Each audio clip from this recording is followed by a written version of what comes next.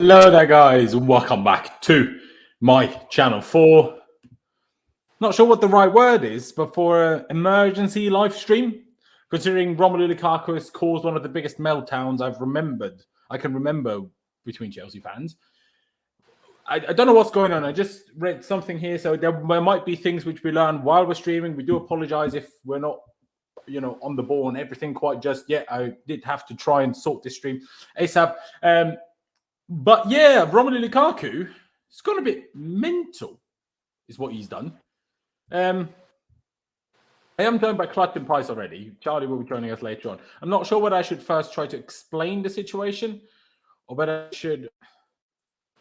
I probably have to. Just give me half a second. I will try to get the tweets which kicked all of this off up by Fabrizio Romano. So, can't be telling us it's a crap source because it clearly isn't. We just try and get that up quickly. But ladies and gentlemen, put it in the chat what you think about this. I presume most of you will have heard about what's going on. If you haven't, obviously stay tuned and see, find out, I suppose. Clutch, Price, appreciate you both for coming on. Without yet saying your opinion, because let's explain things. Have you ever remembered Chelsea Twitter kicking off like this? And this is not, Chelsea Twitter is the only place you can see. I'm sure every Chelsea fan household is kicking off right now. Price, ever seen this before? Because I haven't. Well, I've seen quite a lot of dark times on Chelsea Twitter during my time. I'm in 17, 18. A lot of it is usually going at the manager, though. Of course, players get slandered, but I think the main problem for me is, even if some of it's mistranslated, you do not go to the Italian media during bad form and publicly say what you feel, because it just fuels more tension. It puts more pressure on Tuchel, and it's unprofessional. You keep it behind the scenes and your mouth shut. If you want to leave, you go in the summer or in January. You know what I mean? You do not air it, because it's just made things 10 times worse now. 10 times worse. Exactly. Like the last time I could remember things being this bad was when Conte sent Diego Costa that message. That was the last time I felt like I feel right now. Honestly. And people know I still dislike Conte. Don't give a shit whether he won us the league or not. Like, I mean, Clutch, this is mad, isn't it? Again, try to hold the majority of your thoughts, because I will explain everything in just half a second after I've basically introduced you. It kind of feels like when Lampard got sacked and all these things started coming out afterwards, whether they be true or not. It kind of feels a little bit like that situation where you hear things and you're just like, surely this has to be wrong, right? There's no way this is what's actually going on. I don't understand why you come out and say it. Like, you can have, I'm sure a lot of these players have feelings behind the scenes. I'm sure that's how it happens. Nobody's completely happy in this situation. But it just, in a bad run of form, it's very, what's the word? I'm just going to use unprofessional, because that's the best I got at this moment. For me, it's nuts. And with all the other things that are happening today, I mean, it's just bad news after bad news after bad news that keeps coming up. Yeah. And what Clutch is on about with that is that Reece James is probably out until the end of the season, because he's apparently completely torn his hamstring apart. And that usually means being sidelined for 3 to 4 months. And 3 to 4 months from essentially January takes you to April and then coming back. So essentially he's not going to play anymore, which is bloody brilliant. But let me actually get this up on screen too, especially the main bit that, for me at least, is the big one. I know Clutch and Pies both mentioned the whole Inter thing. To me, that's not the big deal here. I'll get to what I mean with that in just a second. But this is the big one. And when it says, so Fabrizio Romano tweeted this, basically posting the quotes of the interview that Romelu Lukaku gave to Sky Italy at what has turned out a few weeks ago. Not right now, but a few weeks ago. But regardless, this is what he said. And mind you, Fabrizio Romano is Italian. So as much as his English might not be perfectly perfect, we still all understand all of his other tweets. So, but as you can obviously read on screen now, Lukaku said, I'm fine, but I'm not happy with the situation in Chelsea. Tuchel has chosen to play with another system. I won't give up. I'll be professional. I'm not happy with the situation, but I'm professional, and I can't give up now. Now, Romelu, again, this is not set in stone, all of it. you never know what's going to come out for the rest of the day, tomorrow, and for the next few weeks. But what we can probably all agree on is that giving this interview and stating these things in an interview is quite literally the contrary of what you're saying in this interview. Because, like Clutch just said, it is unprofessional. And on 2 occasions, just in this one piece, as he said, professional. No, what you're doing is the opposite of what being professional is. That's about as good as how you played against West Ham, when you couldn't be bothered to run. Do you know what I mean? When you couldn't even be bothered to move. Like, it's like someone put super glue in the bottom of his shoes. That's how static it was against West Ham. Do you know what I mean? And now he's giving me, professional. I'm not happy with the situation. Who does he think he is? Who does that guy think he is? I'm fuming. I will just elaborate because, unfortunately, Fabrizio didn't put it all in a thread, which would make it much easier to do this now. But anyway, here we are. So the next part of that was, I think everything that happened last summer was not supposed to happen like this. How I left Inter, the way I left the club, how I communicated with Inter fans, this bothers me because it was not the right time. Not sure what he's waffling on about, to be honest, but hey-ho. And again, it goes on. Now it's the right time to share my feelings. I have always said that I have Inter in my heart. I know I will return to Inter. I really hope so. I'm in love with Italy. This is the right moment to talk and let people know what really happened. But you haven't even said what really happened. So what are you talking about? And again, I really hope from the bottom of my heart to return to Inter, not at the end of my career, when I'm still at the top level, to win more together. I want to apologize to the Inter fans. Timing of my words was wrong. What you did for me will remain forever. And that's essentially it. And then he just retweeted his own tweet from earlier, which is the one I will highlight again. Now, I don't even know. Like this. I mean, okay. Let me just explain quickly what I actually mean. And sorry, Pice, I didn't even realize you were gone. I hope you didn't miss too much, but obviously I just read out Fabrizio's tweets anyway, so not much to be missed here. Why personally, I don't have the biggest problem with the fact he wants to go back to Inter. I don't really care. Like he says in his prime, he could still think of himself in his prime at 33. That gives him 3. Theoretically, that would still give him 4 years here. That's not the part I care about. What I care about is him going out and giving an interview, even though, yes, that's true. It was recorded apparently 3 weeks ago, according to Matt Law. No, Melinda is not related to Laurenz. She's my girlfriend. But anyway, that'd be very weird if we were related.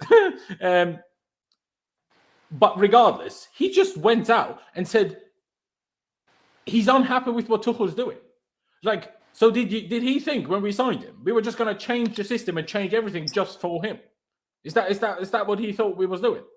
Because, like, him himself, Mr. Romelu Lukaku, keeps saying in every interview I've ever heard of him since the summer that he can do everything. So if you can do everything, what's the problem with the system then, lad? Because you're apparently great at everything. It's what he keeps telling us. I've never seen, by the way, other than Cristiano Ronaldo, I've never seen a player that says so many times how great they are. I've never seen that before, ever. I mean, you could tell me that whether I'm right or wrong, but other than Cristiano Ronaldo, name me one player that keeps telling you how great he is. Like, no one does that. Who does that? It's mental. Especially over and over and over again, the same phrases. Like, what are you doing? Is that what he tells himself in the morning in the mirror? Or I don't understand. But, Pice, I know you have a lot to say. So, Zlatan, and that's a fair point. But, you know, with Zlatan, it's just, he says it's so ridiculous that it's at least funny. You know? Do you see me laughing, Romelu? I'm not. But, Pice, obviously, say what you need to say and what bothers you the most and stuff. By the way, just first of all, before I say go into it more, I do not give 2 shits when the interview took place, because I'm seeing so many Chelsea fans, context, it could have been a few weeks ago. You don't do it in the first place. It's unprofessional. You know what I mean? Like, I made an example, like, how many players in the past have had difficult situations at clubs, not played in positions they like, not liked the manager, not like what his tactics are, but have not gone on into the media. When it's going to come out eventually, it doesn't matter if it was yesterday, if it came out tomorrow or 1960, the interview is going to come out eventually and fuel more pressure on Tuchel when he's in a bad situation. So you don't do it, full stop, end of. I don't want to hear any excuses for him. I like him as a player. In fact, I love him as a player, but you know what? I've lost massive amounts of respect for him personally because it's just something you don't do. You're 29 years old. You're a professional or supposed to be a professional. This is like something an 18-year-old kid would do. And you know what's crazy is even our young players ain't doing this. You know what I mean? Like, it's like, I'm just, oh my God. I don't understand. I'm steaming. I'm actually steaming. Like, how can you say you miss Italy, but are kissing the Chelsea badge? And actually, you said in the summer, I would like to stay at Inter Milan, but when Chelsea come calling, it's an opportunity I can't refuse. And now you're saying you miss it, and you're sorry to the Inter fans. Like, fuck off, man. What's wrong with you? Yeah, I mean, like I said, for me, the whole Inter thing isn't the biggest problem. Like I said, and if he had a great time, fair enough. If he wants to go back, he came back to us, right? So, why shouldn't he be allowed to do that part? But what I just don't understand, and there's a lot of people talking about, it sounds a little bit less bad here or whatever, when it's directly or better translated. Obviously, it was an interview in Italian, especially that part that you can still see on screen. Apparently, which is slightly better translated, but I'll read it out to you and see whether you see a difference, because I don't. Physically, I'm fine, even better than before. After 2 years in Italy, in which I worked a lot at Inter with trainers and nutritionists, I'm physically fine. I'm not happy with the situation, but this is normal. I think the coach chose to play with another module. Not sure what exactly he means by module, but regardless. I just have not to give up and continue to work and be professional. I'm not happy with the situation, but I'm a worker and I don't have to give up. I don't understand what he's talking about. 3 weeks ago, that was probably when he just retired. It was probably when he just had his absolute howl of a shit show against West Ham. How long ago is that? Is that about 3 weeks ago? Sounds about right in my head. So either he was still injured or he was just coming back from injury. And then he sat there saying he's not happy with the situation. What situation? Unless he means that he's unhappy with the fact that he's injured. But why are you saying you're physically fine then? So did we just pretend you're injured? And if we just pretended you're injured, if you're clearly fine giving an interview, why didn't you just say that? Like, do you not have social media? You clearly do. I mean, deleted his Twitter a few weeks ago. I'm not gonna justify a lot of the abuse that he probably received to come to that conclusion, but you never know. He might knew the backlash was coming. He might have known the backlash was coming, and it's coming, lads. It's coming. We will get to more detail of the discussion and who's to blame and what now and blah, blah, blah in just a second, but I do want to go to Clutch and see what he thinks about it. He had this C word 3 weeks ago. I don't think he did, mate, because he only came back last week, so that would make no sense. But Clutch, what's your reaction to all of this? Because this is mental. I think both sides of this are ridiculous. I think one, criticizing Thomas Tuchel is like, I don't understand. Like, I don't know what you thought was going to happen in that situation. I mean, he's the manager. He's going to choose how to play you. You don't come here and we play the system that you want. We went and got you because we have an idea of how we want to play and we think you fit that style of play. That's nothing more. That conversation should have been had a long time ago. There should have been no surprise of how he was going to be played. That should not. If he's surprised by it, then he's not listening. And the fact that, like Pius said, he's saying, I love Inter. I want to come back to my prime. He's 28 years old. Sure, he can say his prime is 33, but we don't know that. We don't know when his prime is going to be. We don't know when his prime is now. And saying, hey, I want to go back at some point when I'm still in my prime? No.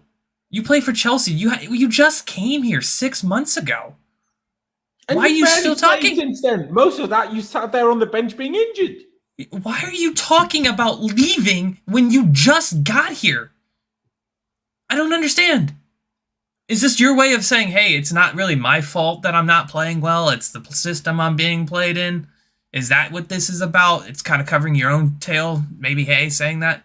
I mean, I don't really care. You're paid. Pius made a great point. Players like Jorginho, when he was phased out from Lampard, you didn't hear him complaining, and he had more of a reason to complain than Lukaku does right now.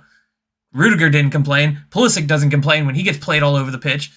Ziyech doesn't complain. I mean, we just hear them that they're not happy. We don't hear it from them. They don't go out in the media and say, hey, I don't want to be here, or I have another place I want to be, and I'm just not happy with Thomas Tuchel. It makes him look like an idiot. And Tuchel just won the Champions League. Why would anybody... It makes no sense. Now he's going to... Why would Chelsea back that when their most expensive signing ever just said, I don't like how I'm being played? Why would they back Tuchel? Money speaks more than Tuchel did. That's how it works. That's how this business works. It's a business first. They paid $100 million for him. Are they going to choose Lukaku over Tuchel? Yes, they will, because that's just how it works. That's how this club has operated for so long. It makes him look like an idiot. And he's a great manager. He needs to be backed. It's not fair to Thomas Tuchel. It's not. And just going out and say this, I don't care if it's just because you want to feel good with the Italian fans or not. I don't care. You're a Chelsea player now. You have a contract now. If you never wanted to be here, don't kiss the badge. Don't come and play. It's simple as that. We could have spent money elsewhere. That's $100 million we could have went for someone else. I know people say Haaland. I don't think Haaland's coming regardless, but we could have looked for something else. We didn't need Lukaku. We needed Lukaku, but we didn't need this side of Lukaku. We needed him to come in, play the game that he's good at because he's a great player. No one should deny that part about it. But either making excuses or blaming somebody and then saying, hey, I really love this other club and I want to be there. But you also said you love Chelsea. What is it? For me, I don't care. For me, it's, if you don't want to be here, don't go. Like we hear with Christensen right now. He wants Barcelona. You want Barcelona? Just go. Just go. I don't care. If you don't want to be here, go. I can't say I disagree. Just to continue on what we actually know as of right now. So Christophe Terreur is obviously one of the, or arguably the highest level Belgian journalist, and, you know, just usually very, very, very reliable when it comes to any news surrounding any sort of Belgian players, whether it was the Hazard saga a few years ago or Lukaku past summer. He knows what he's talking about when it comes to Belgians. As you can see, obviously, he quoted the actual interview by Sky Italy saying Romelu Lukaku and Thomas Tuchel had a few chats over the last few weeks, which Lukaku said himself. He admitted earlier in the week. Key will be when the interview with Sky Italy took place, which we've now found out was apparently 3 weeks ago. And now we go to a couple of the responses, because Christoph talks in there again. Jan Fyotov, who you guys might remember, is the guy that loves to talk about Erling Haaland all day and is the biggest fan of Ole Gunnar Solskjaer of all time. But he asked him, what's your take, Christoph? You know better than all of us. And Christoph says he talks a lot. He really does talk a lot, especially about himself. He loves that. Big fan of that, he is. And then, again, you know, in terms of initial response, Jan asked, good point. You think they have sorted it out, which is, again, the whole chats they've had, which even Lukaku spoke about. And since then, Tuchel started him again. Yeah, we all thought injury, whatever. But if there was problems, maybe there was problems that have been sorted out. But because the interview was recorded 3 weeks ago, it came out now. And the interviews from before the problems were sorted, and now they are sorted. I don't know. But again, let me just read this quickly. This was Lukaku on Sunday to whoever that is. I don't know. Me and the coach, we had a couple of conversations about whatever he wanted from me. Obviously, I told him I'm multidimensional. It's just about having a bit of clarity about how he wants to use me and whatever he wants from me, which that part I have no problem with. I have no problem with a leader and a player as big as Lukaku is, not physically, but, you know, with everything, trying to be in conversation with the manager, trying to figure out a best way for both to make Lukaku work alongside with the rest of the team to work. That makes complete sense. But to say it like, I'm not happy with the situation that the manager is using me in a different role or using a different module, whatever he's waffling about. That's where the problem comes in. But Pys, obviously, I know you're angry and I totally understand. But could you see that being at least a small possibility that they had problems, which is what you spoke about here, but have since actually sorted the problems? And now it's just really unfortunate that this interview has come out. Bro, like I said, I don't care if it's in anything away from that 1960. stupid for talking. I'm just, saying. Like, I don't care if it's in 1960. It's going to come out eventually. You know what I mean? I don't care. I don't care if it's 1985. You know what I mean? It doesn't excuse what he's done. Even if it's fine for the next few months. The bit that gets me most, actually, more than anything, he's talking about Tuchel's system and all that bullshit. Like, this makes me think, did Tuchel even want him? Like, was he his first choice? Because it doesn't seem like it's been properly planned. Like, that's the problem with me. It doesn't seem like this transfer was properly talked out, planned. And that wouldn't make a great surprise to me, because we spent all summer trying to get Haaland, I'm pretty sure. Because, what else was he doing? Was Marina just on holiday until the last week? I wouldn't be surprised if that was it either, to be honest. And we never even talked to Borussia Dortmund. But, the bit that gets me most is his quote on Sky Italy. He said, I will return to play there. I really hope so.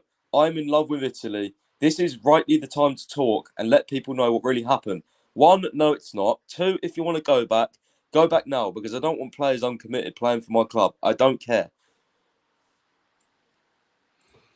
I mean, he said, I love Italy, not Inter, which is why it's, to me, again, like I said, that's why it's not like my biggest problem, the whole returning. But hey, we all obviously have different No, styles he as well. said no. Sorry, he said I have Inter in my heart. I will return to play there, meaning he wants to go back to Inter Milan.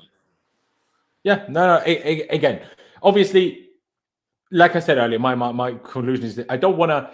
I'm trying to be as objective and unbiased as I can in the situation, because there's no point now in us slating Lukaku like, effing and whatever else for the next 2 weeks or until tomorrow or just right now, and then something comes out and it explains everything and then we all look like mugs. Hence why I'm trying to be a little bit biased. And what I'm saying is, if he himself, like, this is only his opinion, right? He himself is like, I want to go back still in my prime, essentially. If he of himself thinks he's still in his prime at 33 and he wants to go back to Inter in about 4 years, fair enough. I don't care, right? Essentially. I mean, I do care. I don't like it. But that's not my big problem. My big problem is him undermining the manager, which is, what that's my big problem. Obviously, Pys, totally fair. If this is your biggest problem, totally no problem. But by the way, don't be surprised if something comes out where Tuchel just kind of plays this all down and everything's fine, and then that gets the fan base happy. I still think to this day, you remember that whole Rudiger incident supposedly with Coburn, and all the players came out and said, "Oh, we love him" and all that. I still think that was to deflect the whole situation. Don't be surprised if Lukaku comes out and Tuchel comes out soon in the tomorrow and the next week or so. Oh, everything's fine, and then everything moves on. Don't be surprised, because that's just deflecting what's really happened. That happens all the time. The Inter comment is just, I'm sorry, I can't believe he sat down for an interview. What are you unhappy about, motherfucker? You was injured. There's nothing to be unhappy about. And if you don't like the system, well, that's also bullshit, because you actually said in an interview that, oh, the system's fine because I play it with Belgium and I understand it. What? What is he on about? Nothing he said has made any sense. Like Christophe Terrain said, he talks a lot. He really does talk a lot. And weirdly, we have the press conference ahead of the Liverpool game tomorrow morning at 9 a.m. UK time. At least that's when the YouTube stream is scheduled on Chelsea's YouTube channel. So unless they got that wrong, that's when that's happening. So we will actually hear a reaction from Thomas Tuchel to this 9 a.m. tomorrow morning. So that will be interesting. But let me just quickly go back, Pys. I'm sure we'll be back in just a second. My biggest problem is that somehow we put ourselves in a situation where pretty much no matter who the manager is, we find out that no matter who the manager is, we're all player powering, undermining our managers. It happened to Mourinho. It happened to Conte. While I agree that Conte was at least as much in the wrong as the players, it still happened. It happened to Sarri. Gary Cahill, our captain at the time, a week or two before a Europa League final, came out how much essentially he hates Sarri. That was our captain at the time. Our captain. And then with Frank Lampard, the same shit happened as well. And now it's happening again with a player we just signed 6 months ago. And I'm not going to sit here and say, oh, is Tuchel the problem? But I will ask the question that we will get to later. And I'm not saying Tuchel is the problem. But we're in the problem here where, does anyone actually want to be at Chelsea? Because Lukaku's talking about, I want to go back to Inter. Christensen's not signing a new contract. Rudiger's not signing a new contract. Even Aspiak, again, captain, is not signing a new contract. So, if no one's wanting to sign a new contract, why on earth, when 2 years ago, we signed every player under the God's sun because everybody wanted to come here? I'm just confused. Someone said, link to better quotes above. I didn't see them. If you guys, I'm sure you all know my Twitter, just tweet me and then I'll see it. That would probably be the simplest. But again, why is he undermining the manager? Why does he think it's right to say that publicly? But there are things, I mean, again, I'm not saying this is true, but I'm not even sure if I want to say this publicly, but I have heard, but I'm not saying this is true. I'm just saying I've heard. It could be wrong. It could be true. I hope it's wrong. That there is a bit of a problem between the players and Tuchel, in a sense that they don't understand what he wants, right? And that's a problem. And now what I'm sat here thinking is well, is Lukaku trying to protect the players? Or is Lukaku trying to screw everything up? I don't know. And I'm not trying to sit here and excuse Lukaku, not at all. I'm just trying to play devil's advocate, saying we need to look at every side, every situation that we can look at here. Everybody, a lot of people in the chat are saying Fabrizio heavily mistranslated. I read what apparently is a better translation. To me, it sounds the exact same. So whatever you saw, fair enough. This interview is from the game or the day after the Man United game. Not now. Yeah, we know that. It's from a few weeks ago. But again, that Man United game, so that was before the West Ham game. So that was before he was playing shit. All right, so what is he talking about? Again. But Pys, obviously, you weren't here now. But I will actually go to Clutch. Obviously, if you want anything to add about what Pys said and what I also said about Lukaku, please do. But why does no one want to be here, apparently? When 2 years ago, everyone wanted to come here. I don't know. I mean, you get so much different information that it's like I see people, oh, it's not that bad. It's not that bad. But it is. It's actually really bad. It's even worse when you do it in a time when we pretty much just got knocked out of the title race. Our form has been dreadful for a while now. And you're doing this during that time. It doesn't matter if it was 3 weeks ago and he wasn't playing. He was injured. How you're not happy being injured? That's just the way it goes. You cannot come back from an injury and get COVID and then come back and immediately play 90 minutes all the time. First of all, you're not the kind of player who plays 90 minutes all the time anyway, especially when we're playing a congested schedule. We play more games than most people or most other teams. We don't have 5 subs still somehow. And you're sitting here telling everybody, I don't even care if it's a lighter version of what he said. This at all is not okay. This interview is not okay. Criticizing Thomas Tuchel is not okay. Because you should have known what you were getting into. Maybe it's not the system you want. Fine, fair enough. But how many players play a system they want? Does Callum want to play as a... What does he want? Does he want 3-5-2, which we played against bloody City and got absolutely annihilated and was by far the worst performance of the season? I don't know. I mean, what player is probably really happy other than maybe the center backs playing in the position and maybe the wing backs? None of the forward players are happy. I'm sure Callum and Pulisic aren't happy playing basically inside 10s because that's not what they do. They're wingers. They don't like it, but they do it. They shut up and do it. Players shut up and do it. That's just how it is. Why is he just... Why... And I agree with Pius. The Italy thing bothers me just as much as criticizing Thomas Tuchel. Like I said, Thomas Tuchel looks like an idiot now.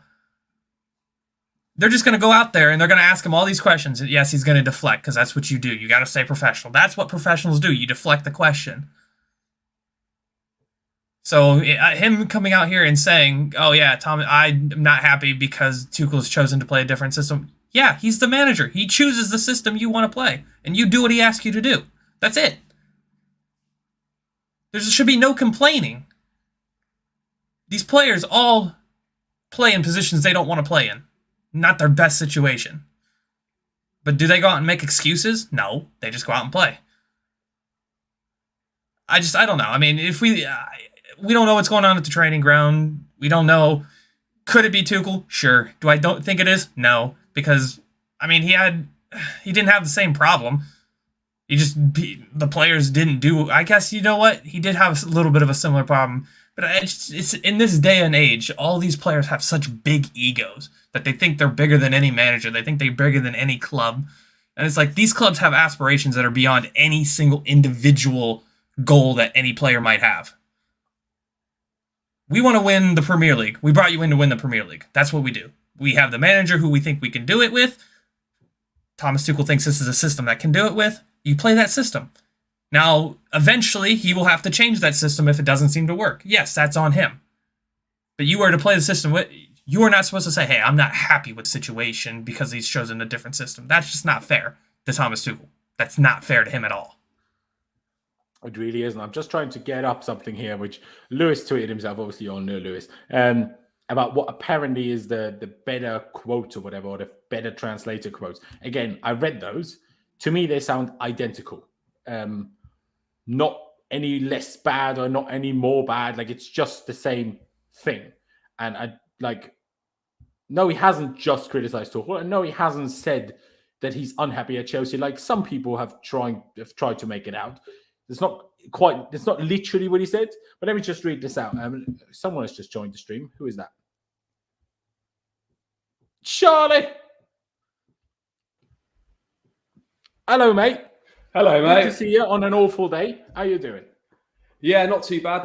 Just been digesting the old interview, etc. I think I've calmed down slightly from initially seeing it. Now that like a little bit more context has been, given, etc. Obviously, it doesn't make the quotes that much better, but obviously, as you got up on the screen now, I think I've seen a translation of it, and it doesn't quite translate the same as what obviously Fabrizio's written in his quotes. I'm not obviously Fabrizio fluent in Italian. I'm not saying that a translation is more like his English is probably more the problem than his Italian. Yeah. So I mean, I don't know which way to kind of take it. Obviously, the quotes aren't great.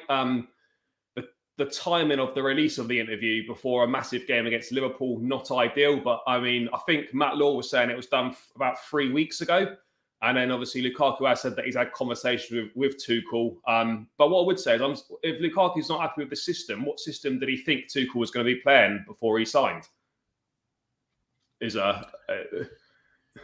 Bro, I don't even know. And just because I just got this up on screen literally at the second you joined, because before that we were looking at Fabrizio's comment. So I did actually read this out already, but people might not have realized that this is exactly what I read out. Now, to me, physically I'm fine, even better than before. After 2 years in Italy, in which I worked a lot at Inter with trainers and nutritionists, I'm physically fine, but I'm not happy with the situation. This is normal. I think the coach has chosen to play with another module. I just have to not give up and continue to work and be professional. I'm not happy with the situation, but I'm a worker. And you're telling me, let me get the other thing up on screen, and you're trying to tell me that that's different. Could I share two at once and then select one? I'm not sure if I could, but anyway, let me get that one up now. And you're telling me that that's any different to this one? Like, I mean, again, I'm all down for, protecting players and trying to not let the media like ruin everything that we have. But to me, this sounds the same. Like it is the same, isn't it? Because the only word that's changed from that is system and module, which is basically like obviously. What does module even mean? I think guys. Can I just say something? Fabrizio just said, I reported an interview published today by Sky. It's everywhere and in the world. It's not my interview. And he said these words, mate, I 100% back. It's literally translated word by word. So who's lying here? Because because even the other thing, I just showed it on screen. The other thing says the same thing. I'm not sure why people, and obviously I'm having a go at Lewis. People know I'm good friends with Lewis, but I'm not sure why people are trying to find the excuse of it was misquoted, because it doesn't seem to have been. And those translate things as well, like, back in the day when you used to use like translator for your homework and that in languages, it never translates the word, like the stuff exactly. So like if you put that interview into a translator, it's not going to come across exactly the same, like word for word as it would if it was spoken. So yeah, look, at the end of the day, the guy said it. Whether one or two words are slightly different on this like translator thing is kind of irrelevant. He has said it. The timing of it, I think he done it 3 weeks ago. It doesn't make it any better, but it gives it a slightly different context to the situation. Given you're probably frustrated because he's out injured, etc. But look, apparently he was back by then. This was after, either just before or just after the Man United game, which was the second game he was subbed on in. Yeah, so his first appearance back was Watford, I think, and then Man United was the next game, was it not? I think it was the other way. Possibly it could have been the other way around. There's the frustration though that he talks about here. That's obviously, is that referring to the fact that like Tuchel was kind of managing his minutes, so not to rush him back straight away, whereas he felt that he was physically ready just to go straight from the off. I don't know. It can certainly be interpreted that way, of course. But the problem is, and I will go back to Pys over this now. How do I word this best? Now he might come out and we might end up and say slightly blown out of proportion. It wasn't quite said as extremely, and actually everything's okay. Blah blah blah. That doesn't take away from the fact that he decided to agree to an interview with Italian media for no reason whatsoever at all, because he apparently decided now it's time to say my side of what happened in the summer, but when he hasn't. Do you know what I mean? Unless every journalist in England has ignored that part and has only spoken about the part that concerns Chelsea, nothing about Inter, which makes no sense because we heard other things about Inter. So he said he wants to explain it, but he hasn't explained it. So what's the situation? But he agreed to talk about Inter. And then in said interview with Italian media, he decided it was a good idea to say, I'm not happy with the situation. The manager's using a different module or system or whatever word you want to flip and use. And like, there's no, like, even if it's not perfectly translated, the fact that he agreed to this interview and chose to say these things, I'm like, we all know Lukaku's an intelligent man. The man speaks like 700 flipping languages. Obviously not, but like probably like 7 or 6 or whatever it is. Still, the guy's clearly not stupid. So why are you doing that? I just don't get it. Obviously, Pys, if you have any reaction to what Charlie said as well, because I do want to take this conversation to a slightly different point of view in just a second. I mean, yeah, I just, the timing for me, I don't care when it is. Like Simon Johnson's just said, like, the timing, people using it as a defence, like, as if the comments were going to help Tuchel anyway. Like, yeah, no, exactly. It's actually even worse. It's actually even worse that it's a few weeks ago, because then they can actually put it to, you know, they can stall the interview and wait for a right time to release it in bad results. And that's exactly what they've done. It's even a bigger problem than a few weeks ago. Huh? But that part's not Lukaku's fault. Well, it is, because the interview doesn't exist if he doesn't sit down with them. So of course, but when fault. Sky Italy choose to release it is not Lukaku's control. Yeah, but Sky wouldn't have that opportunity if Lukaku didn't sit down. So that's my whole point. You know what I mean? It's not. Okay, yeah. Yeah. Another thing I've read as well, I think everyone's forgot. Like, when he joined, he said, "It's the right move for me for the rest of my career." So what's changed? What's changed? Why do you want to go back to Inter? You know what I mean? Like, there's stuff going on behind the scenes, and I can't wait till tomorrow when everything's deflected and, you know, everyone's more happy and calm. Like, come on, guys, this is Chelsea. You know shit happens behind the scenes. Like, yeah, that's all I'll say. But also, like, if he scores the winner on Sunday against Liverpool, like, don't care. But I know personally you might not be bothered, but like a large section of people that are obviously a little bit up in arms about this, are they really going to be that arsed that he said that if he scores the winner on Sunday? No, because they're idiots. They don't think about the long term. Yeah, this is what I mean. So, like, don't get me wrong, I'll be delighted if he scores the winner on Sunday. Delighted, of course. But it's obviously, like when Alonso scores for us, bro. Alonso scores, I'm like, yeah, cool, we won the game, but I still want you to go. You know what I mean? But ultimately, mate, Price, are you of the opinion then from this interview that you do not want Lukaku to be at the club anymore? Or are you happy for him? Do you feel that he can come back from this? Are you happy for him to carry on, etc.? Unless he apologises, I don't want him here. Simple as that. Fair. There you go. And I will try to lead this, and I did find this comment by Melinda quite funny here. There's a lot of English speakers who don't speak Italian claiming that the translation is wrong. So how would they know then? You know? But anyway, and I slightly touched on it earlier already. Let me get this off the screen for now, and maybe we get it back later. And I do want all of you guys' reaction. And, you know, you guys' reaction might be like, what are you talking about? And your reaction might also, like, you might have a point. And I did touch on it already earlier. Obviously, Charlie wasn't here at that point. And again, I'm not saying this is my opinion. I'm very upset with Lukaku and I'm very annoyed with Lukaku. But think back about a year ago, a bit more than a year ago, when we appointed Thomas Tuchel. What we were all worried about is what happens after a while, because it kicked off at Dortmund and it kicked off at PSG. If you actually do your research, you know that there was good reason for the problems, and barely any of that was his fault. The only thing he might not have done right was managing up and, you know, keeping things smooth. So far at Chelsea, until an hour ago when this came out, the situation seemed like he has actually learned from maybe said mistakes of not managing up properly, and is doing things really well now. It seemed like Pys maybe said he didn't get his targets in the summer, sure, but he didn't seem upset about it publicly, right? Unlike he was at PSG. So it seemed like the relationship between him, Marina, the owners, the board, blah, blah, blah, was all good. But now we're in a situation where all of a sudden a player who we just signed for 100 million, who, yes, I know he said about Inter, but again, that's why I'm not holding the whole thing against Inter. He can love Chelsea and Inter. You love your mum and your dad. Do you know what I mean? Like, So I'm not really bothered if he loves Inter. All right, fair enough then. But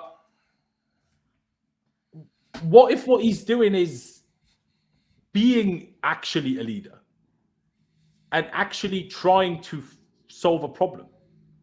Because, and I wouldn't say this if he was the only one that we have problems with, but our captain is seemingly not signing a contract but going to Barcelona. Christensen, an academy graduate, sure he only joined when he was 16, but an academy graduate is seemingly refusing to sign a new contract and going to Barcelona. Or at least that's what the rumors are.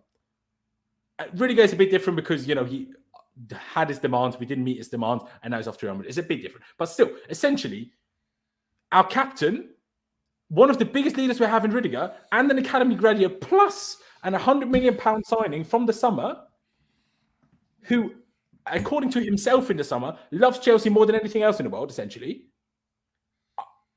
I now want kind of talking about leaving or leaving. Is this like, because we didn't have that situation, and I'm not saying, oh, Lampard is not better than Tuchel. That's not what I'm saying. What I'm saying is when we had Lampard, we signed literally all of Europe all at once in the same window. And everyone wanted to be here, and all of a sudden, everyone wants to go. What happened for us to go from a situation where everyone wanted to come here to what it feels like everyone trying to leave, other than Thiago Silva, who's the biggest fan of Chelsea Football Club I've ever seen in my life? Do you know what I mean? I'm just asking a question, what got us there and whether Tuchel could have anything to do with it. Charlie, because you just joined most recently, I will ask you first, and I'll go through Clutch and Pies after that. I'm not sure, you know. What I would say is, in regards to the interview, though, part of me is actually pleased to see that level of transparency and honesty coming from a big character at the football club. I think, you know, nowadays not a lot of players are really open in interviews about how they're feeling, what's going on at the club, etc. So, I know this is not in a positive light as such, but it is good, in my opinion, to see players come out and speak openly and honestly. And the fact it's not just one player, as you referenced, mate. You know, we're looking like Aspie's going, Christensen's going, Rudiger's going. There must be reasons. Why do all these players not want to sign for us? Why do they all not suddenly want to be here when we're lifting the Champions League in May and everything seems fine? But, you know, I think just that it seems at Chelsea, mate, you know, you just seem to be, you know, a couple of poor results from a crisis, and then everything just unravels and more things seems to come out of the woodwork. In regards to Tuchel, I mean, I don't know what goes on at the training ground. Yes, you know, things went sour at PSG. I think it's very hard to manage up at PSG when you've got, obviously, the hierarchy there. I don't think he particularly got on with Leonardo very well. Obviously, El Khalifi is quite difficult to deal with when you get into demands from the owner to play players like Neymar, etc. When perhaps you don't want to play him. I can quite easily see how he's fallen out with them, but I can also see how it can be probably quite difficult to manage up at Chelsea as well. Chelsea's a great place to be when it's going well. It's really one of the worst places to be when things aren't going well, because. But it's not even going that badly. Like, I know we've had too many draws, but we've lost one in like 20 games. Yeah, 19 true. games. But have we seen better managers sacked for less than this? I'm not saying Tuchel should be sacked by any means, but have managers been sacked for, you know, less or similar to this, or their jobs being questioned on a run like this? And you'd have to say yes.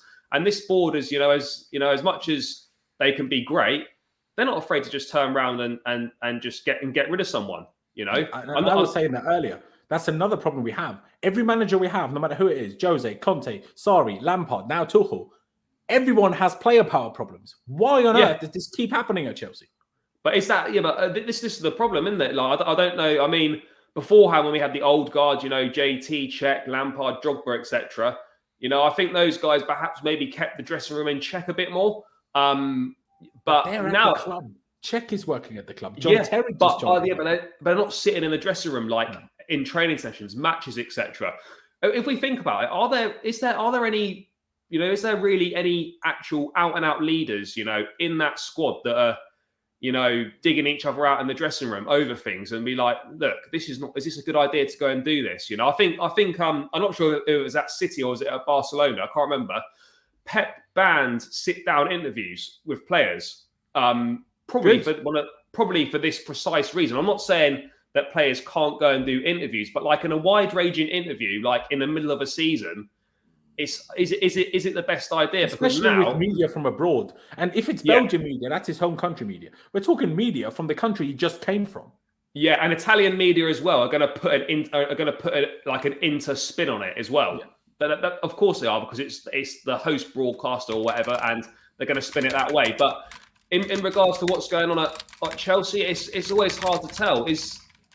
I'm not sure, what is the player power situation? That's been going on for years. We've had players in dressing rooms that have got Conte sacked, that have got Ancelotti sacked, that have got Mourinho sacked on multiple occasions. These guys, if things are going wrong or they don't like something, they're not afraid to get rid of a manager, and they don't care if they won Champions League 6-7 months ago. And part of I know this could be ridiculous to say, but part of me worries that could this potentially be the beginning of the end for Tuchel already? That's what I'm genuinely worried about, because I don't think we're going to get rid of Lukaku. Pys might want to, but I don't think we're going to do it. No, what's easier to do? Try and sell £100 million player 3 or 4, 5, 6 months after he joined, or get rid of a manager and you just pay him off. I want Tuchel to stay, and we've got the tools, and a manager that can give us success long term. But will the board back it? You look at everything piling up, and it kind of points to one thing. This interview, we're dropping a lot of points in games that we shouldn't be dropping points on. We've got injuries all over the place. We need backing in January. Are we going to get it? If we're serious about Tuchel and we want him to stay, etc., we need to back him in January with the players. And if the board don't back him, then I think that sends quite a strong message, in my opinion, that perhaps they don't see him maybe as the man to take Chelsea forward long term. But, I want him to be there. I'm not saying this is going to be the beginning of the end, but we've seen this kind of story at Chelsea before, and it only ends one way. Unfortunately, it does. I did miss a super chat from earlier. I'm trying to find it now. If I don't, I do apologize. I did even read it, but then I didn't highlight it. So I do apologize to you, mate. I appreciate the donation a lot. I do apologize massively about that. I did want to react to one comment quickly by James Walter here, which I see what you're saying, if it shows. Stop Asbestani, always 32 returning home.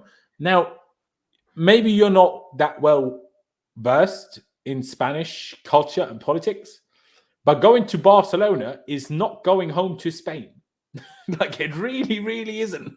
Them lot really don't get on. Them lot Catalonia and Spain is not at all going home. He's from the north of Spain. He's from close to Osasuna. He's not anywhere near from Barcelona. He's not going home. I mean, weather-wise, sure. But he's been in England so long, and myself and Pys were literally talking to Liam Toomey a couple of weeks ago, and he was telling us he loves England so much he's even considering staying here after retiring. So the whole going home thing, I'm not sure.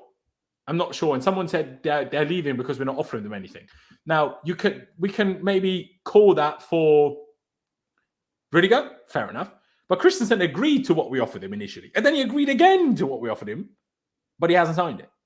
And Aspie, we don't know what we've offered him. Well, with Aspie, we're actually told we haven't offered him anything because we're trying to figure out this Rudiger Christensen situation, and we're pretty confident that we're going to be fine with him anyway. Not sure what Forza Inter Dio Porco, what you're talking about.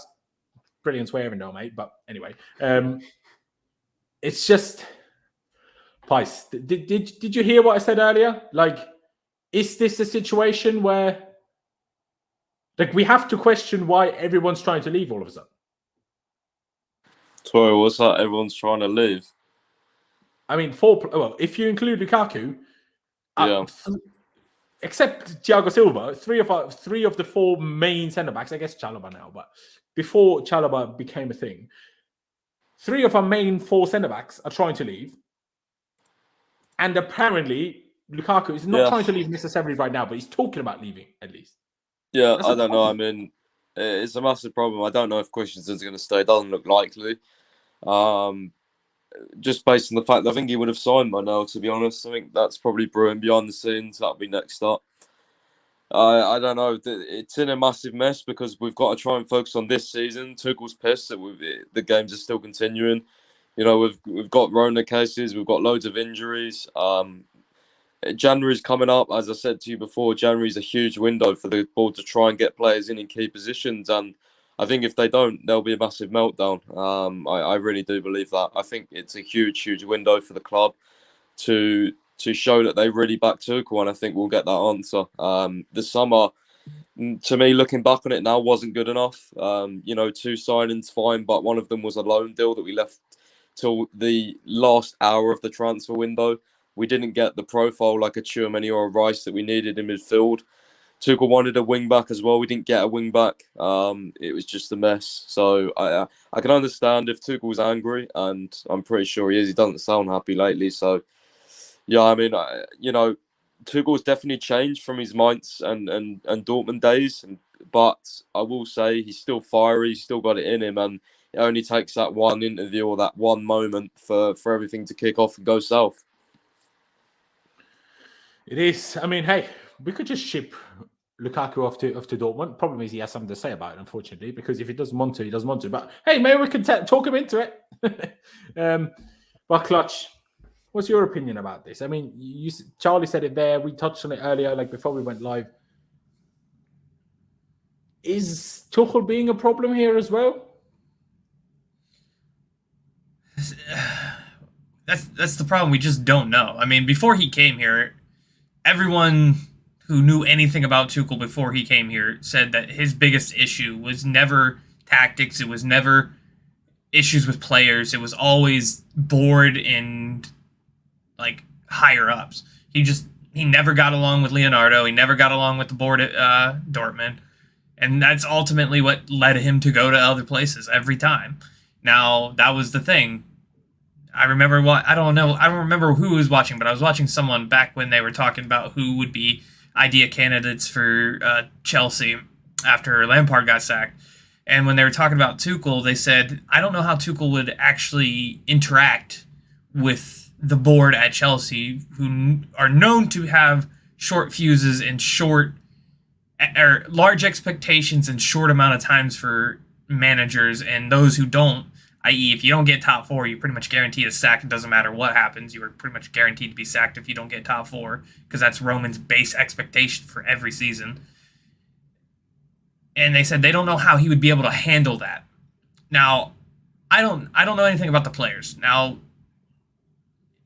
I can understand Rudiger not wanting to sign because he's being offered a lot more with Real, and his baseline, if everything is to be correct, is 200K, and Chelsea, with the pay structure that they have, don't ever really want to pay. I can understand that.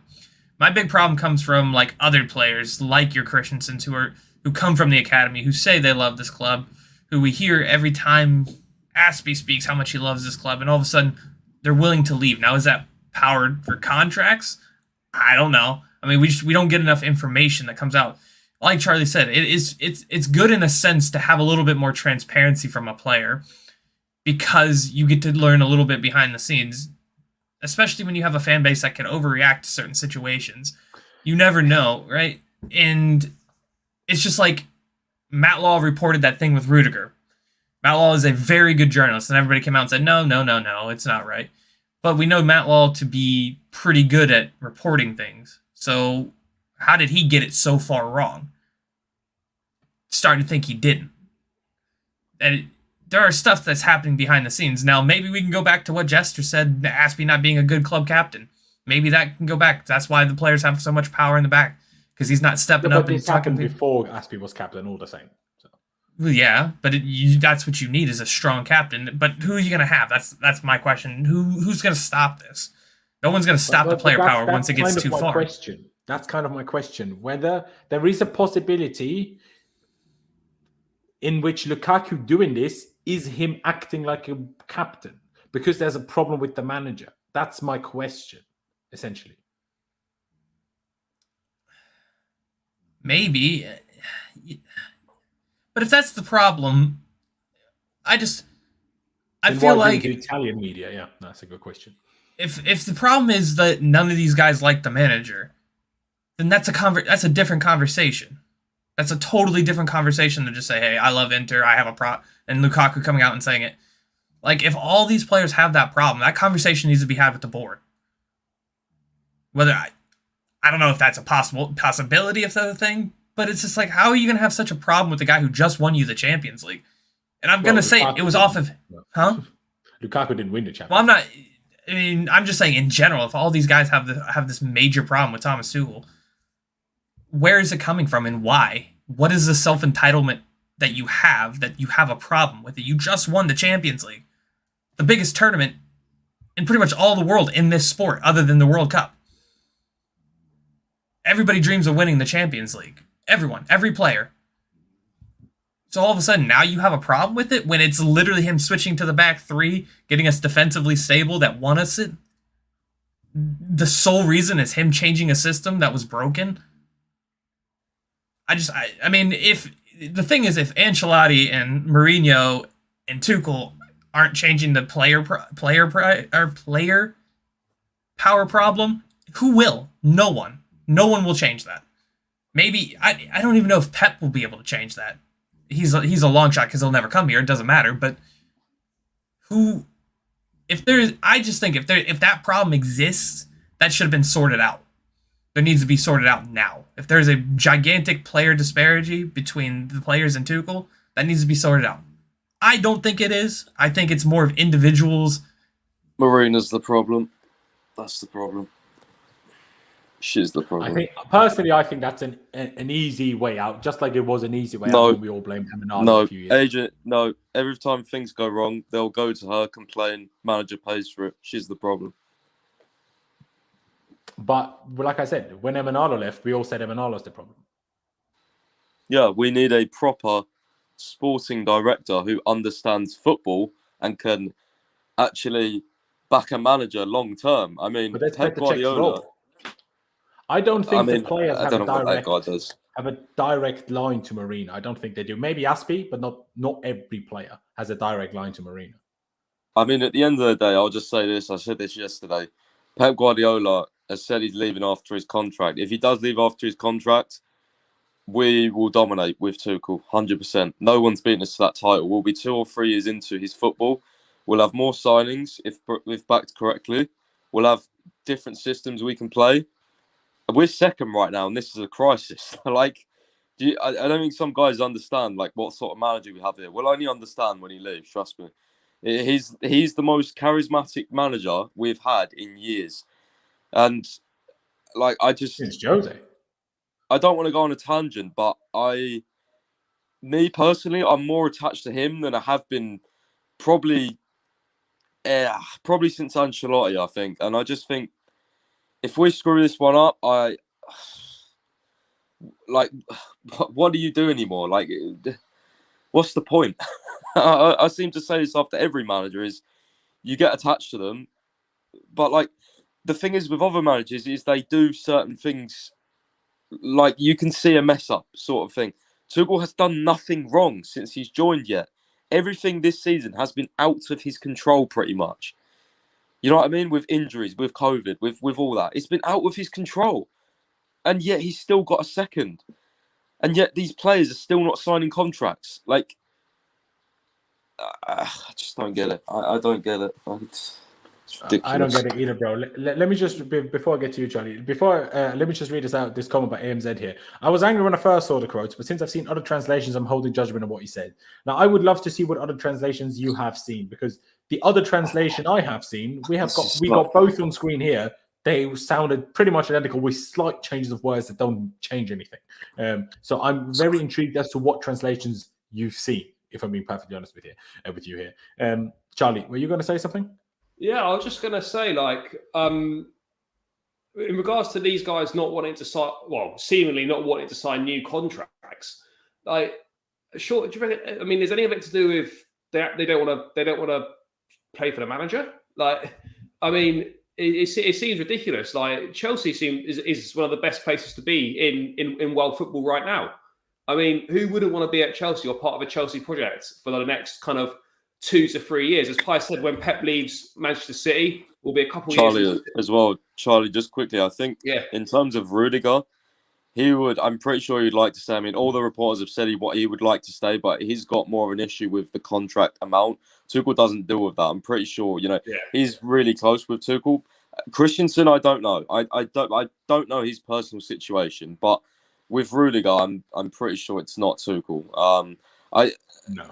But as Laurenz said, you would hope so, but who the F even knows at this point? As Laurenz said, how could you have a problem with a manager who's just won you Champions League. And also the quotes also always come out. These guys say, "Oh, he's very strict on the pitch, but off the pitch he's a lovely guy." Well, some of our managers haven't been nice off the pitch. You know what I mean? Like, he doesn't. I don't understand it, man. He just seems like the perfect balance for a manager, but yet again, seems to be everything's just fucking boiling over in the middle of the season. Stupid. It really is. Charlie, did you want to go on there still? Yeah, I'm just not really sure. What's going on, really. I mean, I don't know why we can't seem to get deals sorted or get players to want to stay. I mean, Christensen's in like 24, 25. Like he's got the quality to be one of our top centre backs, whether in a 4 or a 3, for like the next 4 or 5 years. And to do it at Chelsea, when you got chances of winning Premier League, Champions League, big trophies, why would you be stalling over a deal? I don't get it. Like, why would you go to Barcelona? You're going to get the same minutes at Chelsea pretty much as you'd get at Barca. Barca in massive transition. Why would you want to hold out and go there? Like, what does that say about his ambitions potentially? I don't understand why players like that wouldn't want to stay at the football club. And there must be reasons for it. He's got personal reasons. Has it always been his dream to play for Barca? I don't know, but it seems odd that, like, with things going so well, all right, admittedly we've hit a bit of a sticky patch at the moment, but why would you want to go and play football elsewhere? Like, why are these guys? I mean, Aspie's slightly different, but why would you want to go and play elsewhere? I don't believe this, but like, you could flip it and say if Rudiger really wanted to stay at Chelsea, he just accept the money they're offering. I mean, I personally don't think that is the right way of viewing it, but you could turn around and say that. Like, if you really want to be here, you've got enough money to last a lifetime, pretty much. If you really want to stay, why don't you sign up the money they're offering? Like, I suppose you could. I don't look at it that way, but you could quite easily look at it that way. It is. We'll just highlight this. It's not a bad way of looking at it, if I'm being perfectly honest with you. If Rudiger signs a pre-contract with Real this January, and then Chris is like, well, he's off, so you clearly have money to spare for me now, which I'm like, fair enough. But I don't want to talk about all this like Rudiger, Christensen contract stuff too much. If we sign De Ligt, by the way, instead of either of them, I'm going to be fuming, because De Ligt's going to be on higher wages than either of them, and I don't care if he's younger. But so is Koundé. Koundé comes in, he'll be on higher wages than both of them as well. Yeah, no, but he will be on what Rudiger wanted, which, yeah, we all agree. But that's right now at Juve is 290 in euros, 290,000 in euro. Do you know what I mean? Pys has just said he's got to go. So, Pys, I'll ask you one last question. Yeah, guys. Sorry, I have to go and eat some dinner now. I'm really hungry. Can I hit you with one last question? Yeah. What now? Because obviously you said essentially get rid of Lukaku, but we have to be realistic. The club. Yeah. We're not going to get rid of Lukaku right now. Like, obviously the one kind of hopeful proposal I posed, I'm not sure if Charlie was here at that point, was like, if these, like Christophe Terreur was talking about, where it's like, this interview was a few weeks ago, Lukaku has said this week he has had conversations with Tuchel about how to use him to his maximum, blah, blah, blah. And those conversations have clearly gone well, because since then he scored 2 goals and started ones and played 45 minutes in the other game. Is there any salvaging hope for this? Or do you think at this point, Pys, one of Tuchel or Lukaku will have to leave? And unfortunately, we know Chelsea, and then that's going to be Tuchel. I mean, I just think that as to what happens next, I think Tuchel will deflect the blame. Maybe even, say, he's had discussions. Maybe even say he doesn't even know about the interview. I think it will deflect the blame and use Lukaku a lot, because I think Lukaku's like the only guy that can score goals for us at the moment, pretty much. And, manager's in a job at the end of the day, needs his best players, and Lukaku is one of our best players. So, I think it will deflect the blame, or just deflect the situation, not the blame. As to what happens long term, I don't know. I'm just so confused, because he said this was the right club for him for the rest of his career, and now he's saying he misses Inter. Like, that doesn't sound good to me. That sounds like he wants to go back. And I mean, before the end of his career, like, he's 28 or 29 already. So, as you said, unless he wants to go back when he's 33, then that would be a bit strange. I mean, I just think stuff's going on behind the scenes. I've seen this situation far What too much. stuff? What do you mean by stuff? Arguments, disagreements over systems, maybe. Do you just mean Tuchel and Lukaku specifically, or do you mean more? Could be more, but with this interview, I think probably Tuchel and Lukaku. I think they're both quite stubborn people. I think with Lukaku, I remember him saying, or Conte saying in an interview, he likes to talk to Lukaku about tactics. Lukaku always, puts forward ideas. Maybe Tuchel said, no, this is my idea. This is what we're going with. And Lukaku doesn't like it. Hence why he said, I don't really, about the system. I want to know what he expects and all this. I mean, yeah, I just think there's been disagreements behind the scenes, but yeah, we'll definitely find out more, and just don't be surprised if the situation is deflected and everyone sort of goes over it and then it re-emerges in the summer, or in a couple of years. You don't know. Something might just come up, boil over for a while, and then he leaves unexpectedly or something. When people are like, oh well, I thought the situation got better. Well, no, it was just the fact we put it to the back of the shelf for a while. So, yeah, I just wouldn't be surprised if that happens. But yeah, I'm gonna go get some food. Talked about this a lot for last 2 hours now because I did a space as well. But yeah, glad to be on. Hope you guys enjoy the rest of the stream, and I'll be back on soon. See you later, guys. Take care, Pys. Cheers. Yeah. Let me just react to what Ice Cold Beverage said here. Obviously, yes, Lukaku, Savic, and Pastorello did say that this week, which is good. We're more than happy with our choice of going to Chelsea. Chelsea's the perfect club for him. We never had any doubt. But Pastorello does not know every single step of Lukaku, especially because he's Italian. He hasn't moved to London for Lukaku, so Pastorello was probably not there when Lukaku gave this interview. So who knows whether he knew even what was going on at the time? Do you know what I mean? So I have hope, because I agree with Pys that these disagreements could have been what was happening. But I have the hope that these chats and conversations Lukaku was talking about with Tuchel have taken place and have fixed the problem. That's the hope I have, because if that's not what's going on, and again, we will find out a little something in the morning at 9 a.m. when the press conference is going on. But also what Pys said, is Tuchel really going to give us that much? Unless he's angry. If he's angry, he might flip it and might flip the whole ship on Lukaku. He's like, well, why are you not playing better? That could happen as well, because Tuchel has been a bit edgy the last couple of games. I didn't even watch post-game stuff from was it yesterday? Yeah, from yesterday's game. He was fuming. Yeah. But I was too human to watch it yet. Mate, the most angry, I think it's the most angry I've ever seen him since he's been here. It was like, I think it was almost like everything was kind of had boiled over for him, the fact we were playing all the games, the injuries, the COVID, the not 5 subs, etc. I think he just kind of boiled over the top slightly, but all valid points in my opinion. The refereeing decisions, obviously was reminded of his. He got warned by the FA not to say those things again. So if that tells you anything. Yeah, reminded of his. And that, by the way, that was before Tuchel didn't even know about the handball of Lukaku of Hudson-Odoi's pass. He didn't even mention that. So the Premier League and the FA can F right off, because the reason why we're in this problem is because we don't have 5 subs. So well, you know what I asked myself today? Can we actually sue the Premier League before literally endangering human beings? Because that's literally what's happening. Like, shouldn't we be able to just sue them? Well, I'm just waiting for the next injury on Sunday to come along. I don't know who it's going to be. Someone will go down the first 20 minutes and will be another man down. But I can tell you who it's going to be right now. What, Pulisic? It's going to be Pulisic. He's played like 5 90-minute matches. In the last one, he looked like he couldn't even... Like he looked like he was running off of pure adrenaline. Like he just got his leg broken or something. Like from like the 75th minute on, he looked like he had nothing left to give, but he kept trying. So that only leads to like a recipe for disaster for him. Hey, we're playing Liverpool. They're dirty people. Do you know what I mean? And not overall, right? I just mean. Mate, do you think there's they might just jump studs first into Jorginho's back and kill him? Do you know what I mean? Like, he's already been struggling.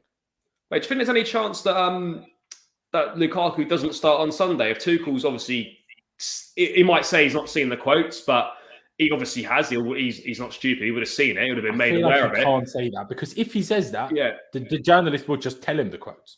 Yeah, well, it's exactly what I'm saying is, though, do you feel that Tuchel is a sort of manager that would look at this and think, I can't accept that. And even though we've got one of our biggest games of the season coming up on Sunday, do you feel he would actually bench him? I don't think we're in a position to be benching Lukaku, even if he feels that he should be doing that. I think he might do. I think if Lukaku doesn't start on Sunday, then the problem's bigger than we think it is. I agree. I think there's three ways, even though two ways, but three ways this could go, or what it could mean, right? So number one, he just starts, and that tells us four, I guess, and it tells us everything's fine. And what I just said, my hope is true, and is like they fixed whatever disagreements they had since 3 weeks ago when this interview was recorded.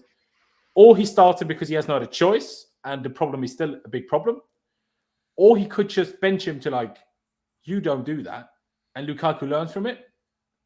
Or he benches him and it all kicks off even worse. That's the other translation he saw. Okay, let me highlight this. I'm not happy with the situation. It's only natural. The head coach just decided to play a different system and I mustn't let up. I need to keep working hard and be professional. But still, I still don't think that's any less bad than Fabrizio Romano said at AMZ, because that's still essentially questioning Tuchel's system and thinking and essentially publicly saying you think your manager is wrong.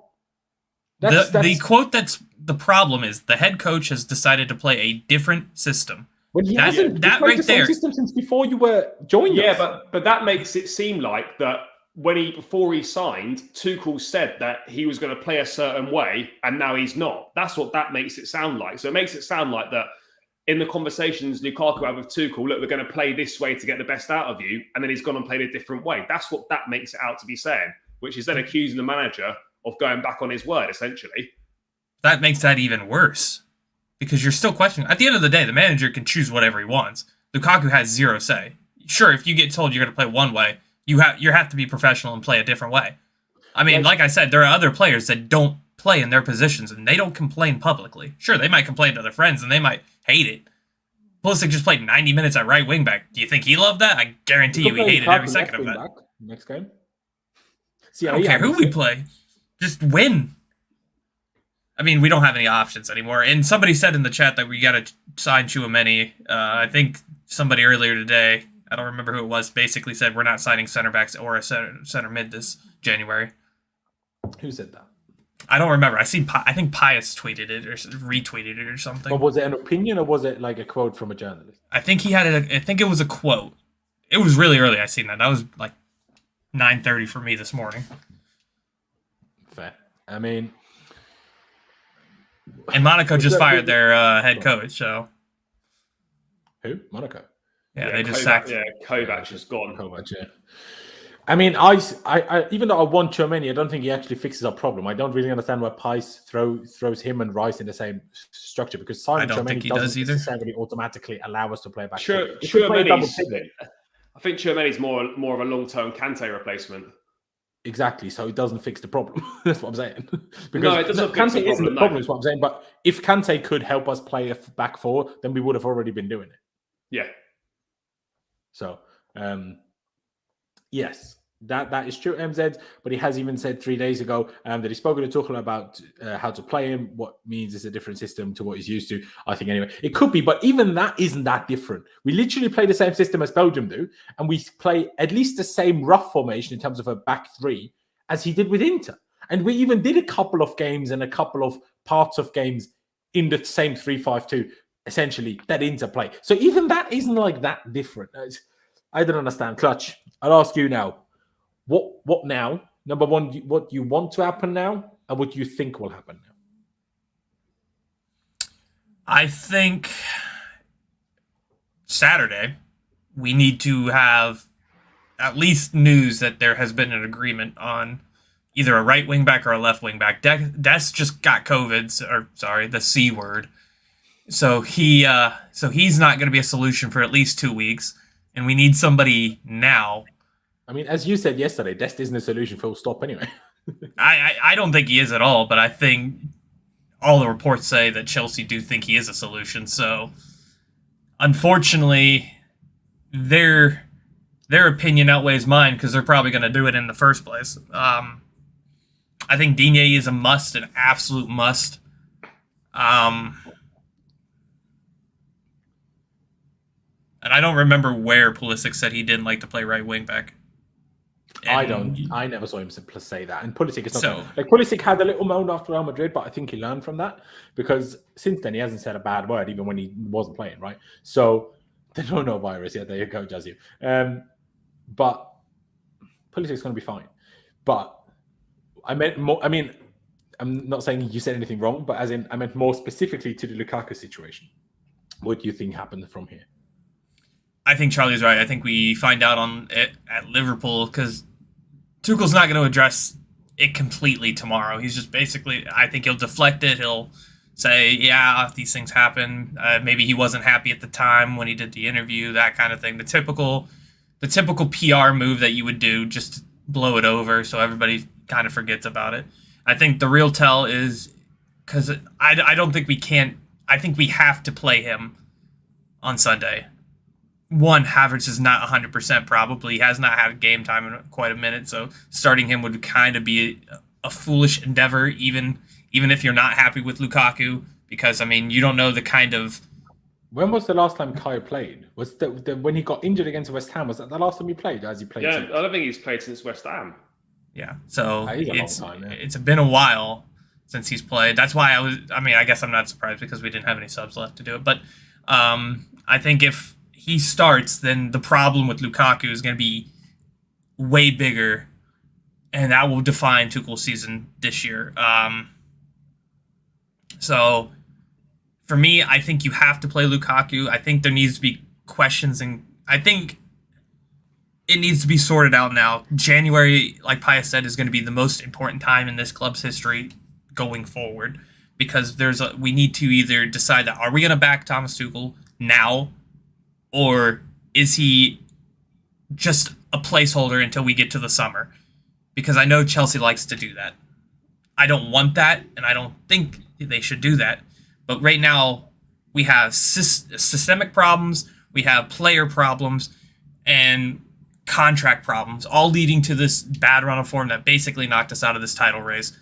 And we have to hope to God that City has a bad patch at some point, which is very unlikely, unfortunately. So, I mean, especially with because Lukaku, City will probably bottle the Champions League again and then have an easy run towards the end. Yeah, and for me, the conversations need to be had right now. What to do? If like I said, if the problem is Tuchel and the players believe the problem is Tuchel, then I mean, what do you do? Because players aren't going to play for a manager they don't like. We've seen that with Frank Lampard towards the end. That's what got him ultimately sacked, is nobody wanted to play for him except maybe Mason Mount. So what do? You can't have a team that doesn't want to play for a manager. So I don't know. I think the conversation needs to be had. I think you need to have your captain go in there and either say, hey, we need to make this conversation happen with the board now. We need to talk. I think this problem could be really bad for Chelsea, because anytime you see something where even like a slight hint of an individual player's problem, especially one that's $100 million, and you're absolutely right, they're not going to choose Thomas Tuchel over Lukaku because they didn't just pay $100 million for Tuchel. They paid $100 million for that guy. And especially in the climate that we have with the Rona kicking back up, and we never know how bad it's going to get until it happens. We don't know if there's going to be shutdowns. We don't know if there's going to be empty stadiums, which are going to lose clubs money, which is going to ultimately not make, in this climate where players aren't going to be able to be sold for the prices that we think they should. That's like when people say sell Pulisic. Who's going to buy Pulisic at $60 million right now? Not a single player, not a single club. Maybe Bayern. Bro, we couldn't even sell Alonso and Emerson. We're not selling Pulisic. Like, people that think that's stupid. It's just... Let me say a couple of things before I go to Charlie with this, because otherwise I'll forget them again. Because there was two things or three things I wanted to say and I've forgotten until now. Now, first of all, this comment by Femi here. Now, if that's what Lukaku wants, then he should stop talking in every interview he has, talking about how multi-dimensional he is and how he's great at everything. Because if he needs a certain something, a player close to him to function, then he's not as great as he thinks he is. But I also don't think he needs that, which is why I don't think he meant that. But anyway, please, what did Lukaku say? Go back to earlier in the stream and you'll see. I want to react to something Charlie said earlier. Now I can't remember what Charlie said earlier, but I will try to react to. See, same problem again. Losing what I was trying to say. Doesn't matter. So I'm sure it will come to me. Charlie, what happens now? I know you said, what do you think? Does he start against Liverpool or does he not? What do you think? Does he start against Liverpool or not? Well, and what happens from now on? I think, yeah, for me, he has to. This is our biggest game of the season coming up. And we're going to have a better chance of winning with him in it. You know, as Pye said before he left, who's scoring the goals if he doesn't play? No one's scoring the goals. You know, he's our main source of goals. So for me, he has to play. This can go one of two ways. This can be dealt with really simply and quite quickly. You know, if Tuchel's unhappy about it, him and Lukaku have a conversation, they iron it out, we move on.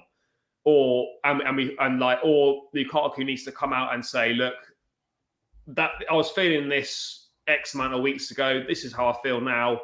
I'm happy to be here, and we move on. It can be dealt with very simply, but being at Chelsea, we know that things don't tend to be done in a simple way. So this could potentially rumble on. Hopefully, it won't. But yeah, for me, I don't think it's as big a deal as a lot of people think it is. Yes, it's a small issue, which then is put under the microscope and massively enlarged by, you know, social media reaction, media reaction as well. But it's a problem that we don't want to escalate because, as Clutch said, you know, if it comes down to it, ultimately, Lukaku or the manager's going to go. So for me, we need, as much as we need Tuchel, we need Lukaku as well. We need Lukaku because he's vital to whether we're going to be successful this season or not. You know, yes, we need the January backing to help us, but if Lukaku's scoring the goals, we've got a lot more chance of success than if he's not. So for me, he starts against Liverpool. You know, we just kind of put this to bed. And if we need to deal with it in the summer, we can deal with it in the summer. But there's no point letting something like this kind of railroad our season halfway through it. I agree. Brian, appreciate the donation saying the unrest this could cause in the team. Oh, God. Mate, literally my reaction. I just hope not. Honestly, the fact, like, if Lukaku didn't mean it the way he did, I think the way it came out, I think he would have already said something publicly on social media. Like, we have social media. Lukaku doesn't have to wait for a post-match interview against Liverpool to say something. Yeah. He could literally, to make sure it's in his own words and no one can mistranslate and no one can misquote or whatever, literally put it on his own Instagram right now. He could do that. He hasn't done it yet. I'm not saying that's like he could be thinking about how do I effed up here. How do I fix this? Could be. But, and one of the things I remembered now, what I wanted to say, even though that wasn't what Charlie said, but hey, I remembered one of them. The weird thing is, all the best outlets, including The Athletic, have all season, this season, said that Chelsea are, even though we signed Lukaku, still one of the clubs that are after Haaland next summer. Why? Like, there's no chance we can play them both. That just doesn't work. I personally don't see a way in which that can possibly. I reckon we could work it. I mean, but also, would you not? What about options though? At the end of the day, like, I know one of them's not going to be happy to sit on the bench, but could you imagine if we had Lukaku and Haaland as our number 9 options? Well, could you imagine the interviews if one of them was a bench ball? Well, yeah, but you know, I mean, I don't know if that could work like that, but I mean, why couldn't that work as a 2? You know, because front 2 in football just doesn't work anymore properly. I don't think. Like, name me one good team that plays a front 2. I mean, Serie A probably has got the best chance of working out. I guess Inter are quite decent at front 2, but even now, that's not. That's one guy that's 5'10" and mobile. Yeah, and well, they got Dzeko and yeah. I mean, look, in theory that would be unbelievable, but I still think that. Even though I feel that we were going to get Haaland, he had to come this summer. Part of me still thinks there's a chance we could get him next summer. I just can't see, unless we get rid of Lukaku again, I just can't see a way. Not a big chance. Especially with how many centre-backs we're going to have to sign. Well, yeah, we're going to have to spend a lot of money. But, I mean, ultimately, yeah, this Lukaku thing, yeah, it's not ideal. The timing's not great. It could be hinting at a bigger issue. But, you know, we can just get to the summer. And then if he doesn't want to be here, then obviously it's a big shame. But ultimately, no one's bigger than the club. And you move them on and someone else comes in. If that's what it has to come to, then it has to come to it. But I don't think it needs to come to that. I mean, I don't think it's as deep or as massive a problem as people say it is, but it can quite easily become that if it's not dealt with in the right way. Okay.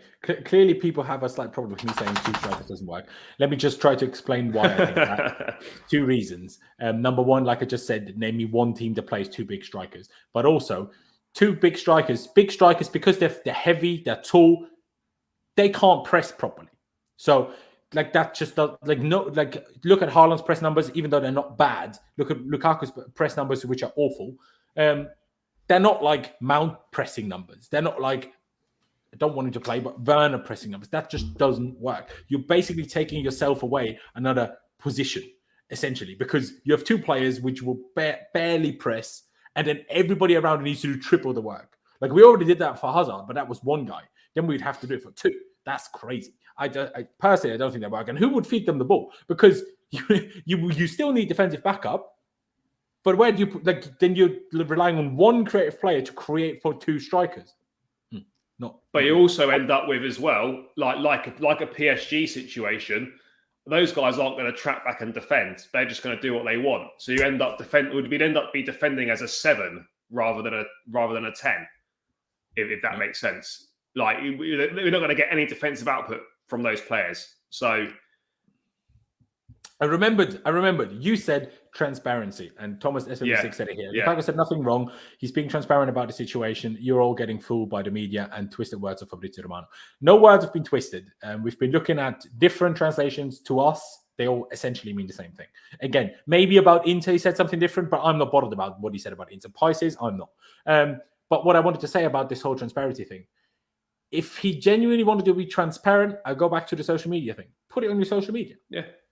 If you want transparency, it's not talking to Italian media while you're playing for Chelsea. When in the summer you said you want nothing more than being here, and then now you say how much you love Inter. I mean, personally, as much as I like the fact that Pies takes it quite so literally, don't take any player's words when he signs for a new club. Don't take any of those words literally. They're signing for a new club. They have to say the right things. There are certain things they should say, certain things they shouldn't say. So they will slightly overdo it because they're super excited and happy. So let's not take every single word that they said, for there we go, press merchants. But bro, press merchants is who wins everything. Name me one team that doesn't press and win something. I want to win things, not be Burnley. Look at it. Look at the Champions League run last season. Atletico never heard the word press. We battered them. Real Madrid don't know how to press, especially last year. We literally should have battered them by 2 digits. Literally should have done. Right? Like, there's a reason why City, Liverpool, Chelsea, when we're not in the problem like right now, are the 3 best teams in the world. There's a reason for this, because we're the only ones that have managers that can probably press. And Rangnick, who took 2 weeks to piss the whole media of England off and every player at Man United. But that's why no one wanted him, and that's why I was excited when we didn't get him. But United fans won't understand that. But anyway, let me quickly say my end to this. By the way, ladies and gentlemen, I should have said this multiple times because you had way more people earlier. But anyway, still have nearly 300 people watching. So if you're new here, please be sure to subscribe. On the road to 15,000 subscribers. And smash that like button for me as well. We definitely have nowhere near enough likes. Let me see. Well, to be fair, we're on 123. So you've not done bad, boys, but we can do better. Let's get to 200. We have 280 people still here. So go down below, smash the like button for me. Doesn't cost you any money. Doesn't cost you any time.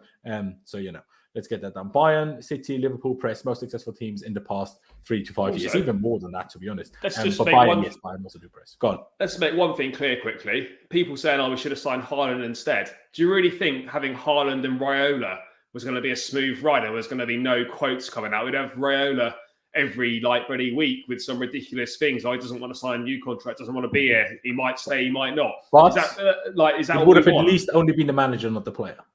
Yeah, but do you know what I mean, though? Like, it wouldn't be plain sailing if Haaland was here either, because you'd have Raiola in the club. And do we really want him in the club? I don't know. I mean, apparently we do, because we're going for De Ligt, that's his agent. Also Raiola. Yeah. I don't think it was. I think Haaland's a pipe dream regardless. I think his whole thing is he wants Real Madrid, and that's reports before the season even started that the only reason he even went to Dortmund is because his dad said, don't go to a big club yet. Go to a smaller club, learn a little bit, get a feel for the league, and then move up higher. But before that, it was always stated that he wanted Real Madrid. So I think it doesn't matter. I think at the end of the day, him and Mbappe end up at Madrid. That is what I honest to God believe. I know Gestures thinks he's going to go to Barcelona, which Barcelona does not have the money to get Haaland. I don't care. any way, say, perform. I don't think that happens regardless. I think the only situation which that could happen is if Madrid get Mbappe first, because I wouldn't be surprised if they told both, no, we're only getting you. Because I think that's the whole reason for the Super do League, Mbappe though. and Haaland want to play in the same team together? Oh, could you Like imagine Messi that? and That'd be Ronaldo didn't unbelievable. want to play in the same team together. Why The would they only thing wanna I do think that? with Haaland is, does Haaland come in, especially with how well Benzema is playing right now, does he immediately usurp Benzema, and then you still got to put Mbappe somewhere? I mean, you're obviously going to play Mbappe on the left. Play Vinicius, and then you have Haaland, Benzema rotation. Yeah, and I don't think Haaland's going to play for a Benzema, rotation. Exactly. Benzema, arguably one of the top 3, 4, 5 players in the world right now. Do you know what I mean? So they're going to bench him. Really? He's captain of them now since Ramos left. Good luck with Mbappe and Haaland and Benzema. Good luck with keeping that going. So, they'll be there for 1 year and then they'll all be off if it does happen. But now for me, what do we do now? Again, I just hope that was issues that existed 3 weeks ago, and those issues had actually been solved off air, not publicly, behind closed doors. And now, unfortunately, this interview came out, and it's just, hey, we all had a fun time kicking off about it. But it could also not have gone that way. If it didn't go that way, like Charlie said earlier, a lot of that will, my opinion, will drastically depend on whether Lukaku starts against Liverpool or not. Do I really have much hope against Liverpool? No. Does it really, do I think it changes? Because I think our best hope is getting a draw or a nick a 1-0 by parking the bus, essentially. I'm not sure if Tuchel is even willing to park the bus. And I think that can happen whether we play Lukaku or not, frankly. And the title is gone anyway, in my opinion now, unfortunately, because it's just too much hope that City bottle it. And how often have City bottled it in the league? They haven't. So, the likelihood of all of a sudden them doing that, for me, quite slim. And Benz is not 56, but how old is he? 32, 33? Thiago Silva's 37, mate. So, I'm just saying. Obviously different positions, but I'm still... Anyway. What I want, like Pi said, I want an apology from Lukaku. Not necessarily about each and every word he said, but not thinking about what consequences giving an interview to Italian media and saying certain things could have. Because the guy's too intelligent to not realize what's just happened. And there's two ways. Either he wanted this to happen or he didn't. And if he didn't, I want an explanation. I want an apology. And if there's no explanation and no apology, then I'm going to assume he meant it. Because otherwise, you have social media. Again, I'm going to say it again. All of us do. The guy's God knows how many millions of followers. If he wants to explain something, there's every chance in the world he can just explain it right now. He could explain it within 5 minutes if he wanted to. So I want something. Whether it's, hey, I want it on Instagram, ideally. If it's in a post-match interview, fair enough. But I want something. And I really hope Tuchel doesn't avoid it tomorrow. Not because I would then criticize Tuchel. No, I won't. Of course not. But I need Tuchel to control this. And avoiding the question tomorrow, in my opinion, doesn't control it. Because it might control it behind the scenes, but it doesn't stop the outside problem. And outside problems at Chelsea have a tendency to become inside problems. And I don't want that to happen again. Just think back to Jose, when all of a sudden the fans were up like, Hazard, Cesc, Costa, rats. Do you know what I mean? And then 6 months later, they all loved them again. Do you know what I mean? Like, it's just how it goes. And none of them were the rats, by the way, as has come out in the past. And Maxwell said the team of Werner should be playing. Well, first of all, he still has to roam, and he's not good according to Thomas Tuchel. And secondly, no, he shouldn't be playing because he's the worst footballer we have after Alonso. But maybe actually, as a footballer, he and might Barkley. actually be worse than Alonso. Sorry, go on. I said and Barkley. Timo is definitely better than Barkley. I don't care. I disagree. You I mean, just he's hurt better my at heart. moving and running, sure, but at actually doing things with your feet, with a football, I reckon Barkley's a lot better than Timo Werner. Charlie, what do you think? Small Random wins. question. Who do you think is footballing talent-wise better than Ross Barkley or Timo Werner? Oh, Werner's miles better than Barkley. Barkley's You dreadful. think? I've never seen Timo Werner control a ball well, so... Oh, yeah, but Barkley doesn't do anything. Absolutely nothing. No, but I think for him, it's the brain. He's just too slow. But Timo Werner can't even control the ball. So... but obviously, I don't know. I don't care who's better between the two. They're both bad.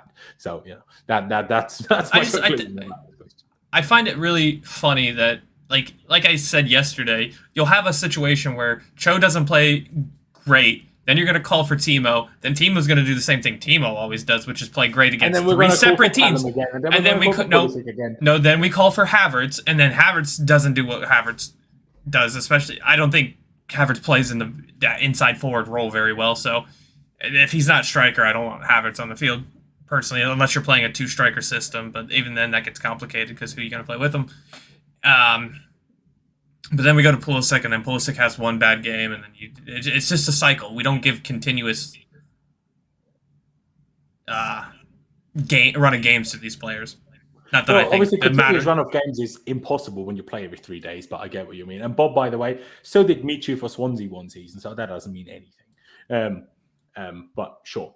But I think we're going to leave it here. There's not much more to add. Again, I just hope and pray that this gets fixed. And I hear something from Tuchel that I like. I hear something from Lukaku that I like in one of the next few days. I mean, I wasn't hopeful for Liverpool in the first place, but now I don't even know. I don't even know what I'm hoping for. I don't even know if I hope that Lukaku starts and everything's fine, or if I hope that he doesn't and Tuchel asserts some authority. I don't even know what I want, honestly. I genuinely don't know what I want. Will you be streaming tomorrow? The press conference reaction will be interesting. Not necessarily tomorrow, but I will be streaming on New Year's Day in the evening when we do like the Liverpool preview, which will of course include the reaction. Unless something crazy comes out tomorrow, then I might. But plan is not to. But we'll see. Burnley scored. Come on, but it's still 3-1, isn't it? So who cares? But anyway, ladies and gentlemen, thank you guys for watching. Big shout out to Charlie and Clutch and obviously Pys as well for coming on such short notice, because I literally texted these guys at 6:30 UK time. Like, can you stream? So there you go. A big shout out to Matthew as well, my graphics guy, for getting the thumbnail on so quickly as well. But yeah, shout out to all of these guys. Check out Charlie's YouTube channel, Blues Brothers, and his Twitter, and the same goes for Clutch, obviously, for Twitter and Pys as well. But yeah, check that out if you haven't already. Subscribe if you haven't already. We're on the road to 15,000 subscribers. Like I keep telling you, every new subscriber counts. So please do subscribe. Hit that big red subscribe button down below. Smash the like button for me if you haven't already. But yeah, I mean, I thought I could mean it more than I did yesterday when I said upwards and onwards, but I mean it even more than I did yesterday. Upwards and onwards. Thank you guys for watching. Up to Chelsea, and I'll see you next time.